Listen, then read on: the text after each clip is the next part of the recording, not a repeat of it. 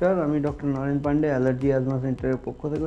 ঢাঁ ঢাঁ ঢাঁ ঢাঁ করে কাশি হয়, শুকনো কাশি, যেরকম ঢোল পেটানো হয় পুজোর সময়, ঠিক সেই রকম। কিন্তু আওয়াজ হয় প্রচুর, কোনো কফ নেই, কোনো হাঁচি সর্দি জ্বর নেই, কোনো নিঃশ্বাসের কষ্ট নেই, কিন্তু ঢাঁ ঢাঁ আওয়াজ হয়ে যায়। এটা নিয়ে আজকে আমরা আলোচনা করব। আপনাদেরকে ধন্যবাদ জানাই লাইক, সাবস্ক্রাইব, কমেন্ট, শেয়ার করার জন্য। তো এই যে শুকনো কাশি, এটাকে নন প্রোডাক্টিভ কফ বলা হয়। নন প্রোডাক্টিভ কফ অনেক সময় হয়ে থাকে দুটো কারণে, আর দুটোর ব্যাকগ্রাউন্ডে অ্যালার্জি রোল প্লে করে। একটা হলো পোস্ট ন্যাজাল ড্রিপ, আমার কফ সৃষ্টি হচ্ছে কিন্তু নাকের পেছন দিক দিয়ে নিচে নেমে যাচ্ছে, এটা পোস্ট ন্যাজাল ড্রিপ। এটা নিচে গিয়ে ইরিটেশন করে এই কাশিটা তৈরি করে, পোস্ট ন্যাজাল ড্রিপ। আর দ্বিতীয় হচ্ছে অ্যালার্জিক ইরিটেটিভ কফ। অ্যালার্জিক ইরিটেটিভ কফে ওই অনেক সময় গলার মধ্যে খুসখুসানি হবে, আর জোর জোর করে বুকের মধ্যে ঢাঁ ঢাঁ করে আওয়াজ হয়ে কাশি হবে।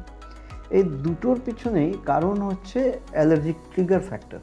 অ্যালার্জিক ট্রিগার ফ্যাক্টর মানে হলো আমাদের পরিবেশে যে বিভিন্ন পলিউটেন্ট আছে, যে বিভিন্ন অ্যালার্জেন্স আছে, সেই অ্যালার্জেনগুলো আমাদের নিঃশ্বাসের সাথে শরীরে প্রবেশ করে যে মাস্ট সেল আছে, সেই মাস্ট সেলের সাথে ইন্টারঅ্যাক্ট করে একটা অ্যালার্জিক রিয়াকশান তৈরি করে, অ্যালার্জিক ক্যাসকেড তৈরি করে আইজিই, যে মোট অ্যালার্জি মাপার যে পরীক্ষাটা হয় আইজিই আমরা করি, সেই আইজিইকে বাড়িয়ে দেয়। আইজিই যখনই বেড়ে যায় তখনই যে টার্গেট অর্গান আছে, সেই টার্গেট অর্গানে গিয়ে হিট করে এই কাশিগুলো হঠাৎ করে চালু করে।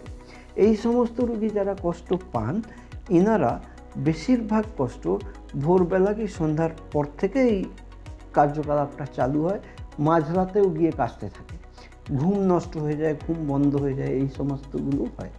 অর্থাৎ এই রোগীদের যদি কোনো ডাক্তারবাবুরা ন্যাজাল স্প্রে দিয়ে থাকেন বা কিছু অ্যান্টি অ্যালার্জিক্স দিয়ে থাকেন, একটা কোর্স অফ অ্যান্টিবায়োটিক্স দিয়ে থাকেন, তাহলে ওনারা অনেকটাই রিলিফ পাবেন।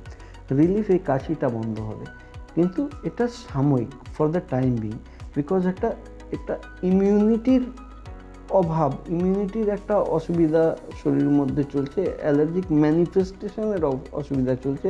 আর অ্যালার্জিক ম্যানিফেস্টেশন যখন হবে, তার মানে ইনভায়রনমেন্টাল ডিফারেন্ট ফ্যাক্টর থেকে নিঃশ্বাসের সাথে ভেতরে শরীরে গিয়ে অ্যালার্জিস ক্রিয়েট হচ্ছে। এই অ্যালার্জিক ম্যানিফেস্টেশন যখন হয়, তখন এই নিঃশ্বাসের সাথেই প্রবেশ হচ্ছে, অর্থাৎ সর্ষেতে ভূত আছে। পণ্ডিত মশাই যেই ভূতকে ঝাড়ার জন্য যে সর্ষে এনেছেন, সর্ষের মধ্যেই যদি ভূত বসে থাকে, তাহলে ভূতটা পালাবে কী করে?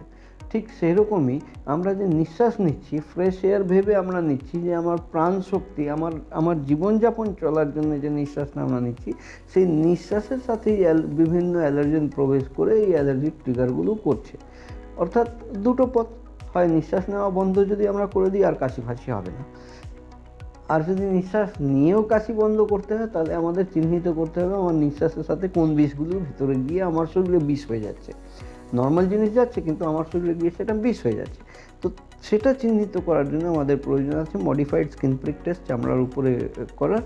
মডিফাইড স্কিন প্রিক টেস্ট থেকে আমরা চিহ্নিত করতে পারবো যে কোন কোন জিনিসগুলো গিয়ে অ্যালার্জিক ট্রিগার করছে আর কত পরিমাণে করছে। সেটা যখনই চিহ্নিত হয়ে যাবে, যখন যেরকম একটা জন্তু আপনার উপরে অ্যাট্যাক করলে, আপনি যদি আকার প্রকার জানেন যে কোন আকার প্রকার বা কী সাইজের জন্তু আছে, তার সেই ব্যবস্থা, তার বিরুদ্ধে ব্যবস্থা আপনি সেই হিসাবে নিতে পারবেন।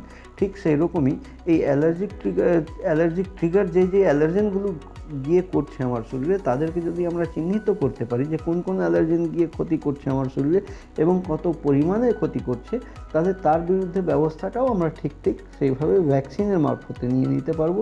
ওই ভ্যাকসিন দিয়ে বডির মধ্যে ইমিউনিটি বিল্ট আপ করে দিতে হবে। ইমিউনিটি বিল্ট আপ করে দিলে এই ঝামেলাটা চুকে যাবে, এটাই আমাদের আশা। আর এই রকম যদি কোনো সমস্যা আপনাদের থেকে থাকে, তাহলে নিচে ডেসক্রিপশন বক্সে যে কন্ট্যাক্ট নাম্বারগুলো দেওয়া আছে, তার মারফত যোগাযোগ করে আপনারা অ্যাপয়েন্টমেন্ট নিয়ে এসে modified skin prick allergy test করিয়ে তার পার্মানেন্ট সলিউশনের জন্য আমরা এগিয়ে যেতে পারি। যদি ভিডিও ভালো লেগে থাকে, তাহলে লাইক, সাবস্ক্রাইব, কমেন্ট করবেন। শেয়ার করলে আপনার অজানা লোক যাদের জানা নেই, তারাও কিন্তু জানতে পারবে বিষয়টায়। এটা তো জানা নেই কার কোন জিনিস কবে কখন কীভাবে কাজে লেগে যেতে পারে আর কীভাবে মানুষ উপকৃত হতে পারে। অর্থাৎ আপনার একটা শেয়ার কাউকে উপকার পৌঁছে দিতে পারে।